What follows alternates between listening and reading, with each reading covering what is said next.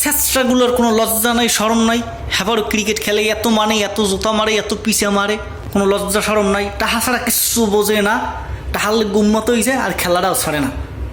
এমন অবস্থা, এক একটা জায়গা দখল করে বই রয়েছে। এহ জনমে কাপ, হ্যাঁ জীবনে সহে দেখতে যাওয়া লাগবে না।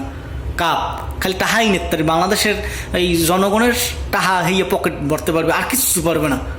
ওরে মাবুতে একজন বড় বড় বিশাল বিশাল স্টার, বিশাল বিশাল সেলিব্রিটি, একজন হত্তরডে পায়ে সেলাই লইয়ে খেলে, একজনে অর্ধেক গেছে কয়বর হে খেলে, একজনের কোনো ফিটনেস নাই হে খেলে, নাই কোন যোগ্যতা হে খেলে। খেলবে না হরবে কি, আছেও বাকিটা। একটা কাপের আশায় বিরাট কোহলি হেলে এতদিন পর্যন্ত খেলছে, এতদিন যা বুঝলাম। আর বাংলাদেশের ক্রিকেটাররা জান পরাণ দিয়া, পরাণটা শেষ করিয়া হেইপর খেলে, হেইপর। এরপর আর দেশটার দেবে কি? এরপর দেশটার কিছু দেওয়ার মতো আছে? রিক্ত হৃদয় এরপর আর এই দেশটার দেওয়ার মতো কিচ্ছু নাই। দাদারা জীবনে বহুত দিয়েছেন, এখন আম্মের আল্লাহ রাস্তে যান। পাবলিক আমি গোফরে বিরক্ত, বুঝতে পারছেন? একটা বার ডিপলি চিন্তা করে দেন, বিরাট কোহলি কত বড় স্বার্থপর।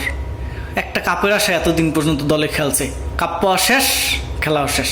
আর আমাদের দেশের ক্রিকেটাররা কত বড় ডেডিকেটেড। এই জন্যই বাংলাদেশি ক্রিকেটারগুলো এত বেশি ভালোবাসি।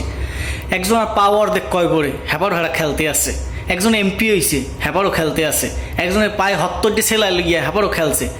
বাংলাদেশকে এতটা ভালোবাসে, বাংলাদেশি ক্রিকেটকে এতটা ভালোবাসে।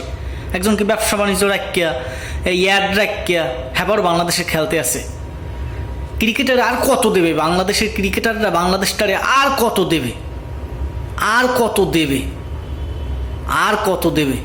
এত ব্যবসা বাণিজ্য সব কিছু পাশে রাখে এক পাশে ক্রিকেটটার আগলাই রাখছে। আর কত দেবে? আর কত দিতে কন?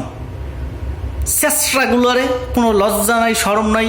অর্ধেক গেছে কয় বরে, টাহা পয়সা ছাড়া কিচ্ছু বোঝে না, খালি ক্রিকেট, খালি শো।